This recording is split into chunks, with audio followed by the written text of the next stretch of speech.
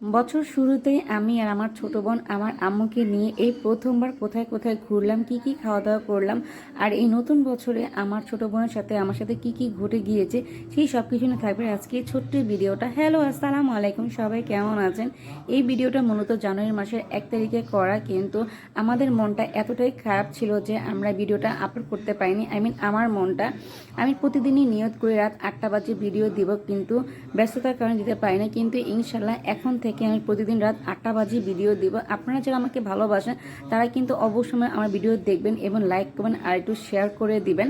তো আমার আম্মু বছরের শুরু একটি নতুন দেখে আমার আম্মু আর কি প্রথম দিনেই রোজা রেখেছিল। তা আমার মাকে নিয়ে আমরা কখনই কোনো ভাই বোন কোথাও ঘুরতে বের হয়নি। তো আমার ছোটো বোন বললো আম্মু যেহেতু রোজা রেখেছে আর আজকে বছরের প্রথম দিন, তো চলো আমরা আম্মুকে নিয়ে একটু বাইরে ঘুরতে যাই। তো যে ভাবনা সেই কাজই, তো চেয়েছিলাম ইফতারের আগে বের হব, কিন্তু আম্মু বলল বাইরে বের হলে নামাজটা কাজা হয়ে যাবে। তাই আম্মুর কথা মতে নামাজ টামাজ পড়ে রেডি হয়ে আমার পছন্দের সেই জায়গায় চলে আসে। আর এটা হচ্ছে ধানমন্ডি লাইলাতি রেস্টুরেন্ট। এই রেস্টুরেন্টটা আমার কাছে এত পরিমাণ ভালো লাগে।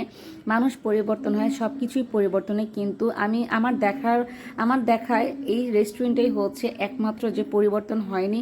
ওনাদের খাবার আগে যেমন ছিল এখন ঠিক তেমনটাই আছে।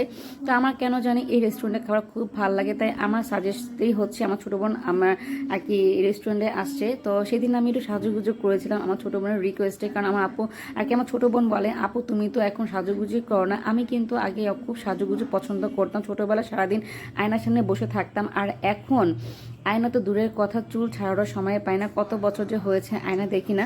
তো ছোটো বোনের রিকোয়েস্টে হচ্ছে সাজুগুজু করলাম, সবাই মিলে অনেক খাওয়া দাওয়া করলাম, কিন্তু আমরা জানতাম না যে তার পরের দিনে আমাদের মনটা খুব খারাপ হয়ে যাবে। এই যে আমার ছোটো বোন হয়তো দেখতেছি না মোবাইলটা, সেটাই হারিয়ে গিয়েছে। তো খাওয়া দাওয়া শেষ করে আম্মুকে নিয়ে একটু বাইরে বের হয়েছি। আর প্রথম দিন তো জানুয়ারি মাসে 1 তারিখে তো অনেক শীত ছিল। আমার আম্মু তো বলেছিল না বাসায় চলো, আমরা হচ্ছে আর বাইরে থাকবো না। আম্মুকে বললাম তুমি বসো, একটু ঘুরে ফিরো।